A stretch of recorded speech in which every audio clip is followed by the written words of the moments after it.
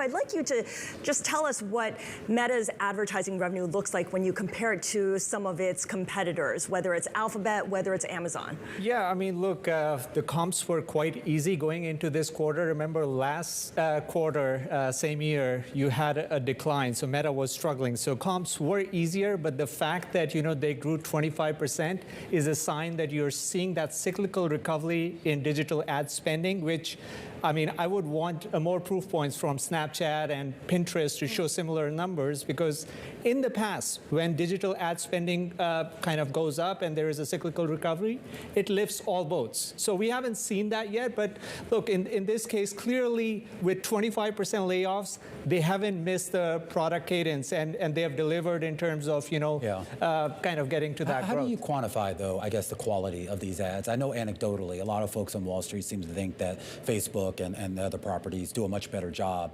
with the targeting of the ads than some of their competitors. Yeah, and that's what that was the focus for Meta over the past 6 months. They were focusing on first-party attribution. Remember IDFA and all the challenges that brought for Meta. That's why they had a decline last year. So they clearly seem to have overcome that. And look, in the end, I think Facebook or Meta has that kind of user knowledge that they can target the ads much better. I would call out one more kind of metric here, that ad pricing grew for the first time after 7 quarters. So you had 7 quarters of decline. This is the first time, even though it grew just 2%, but it seems to have inflected, and that's a sign that their targeting is getting better. So David, I mean, do you think Zuckerberg will stay this course, or is he going to end up looking back on that shiny thing when it comes to the metaverse and decides he wants to pour some of the money back into that?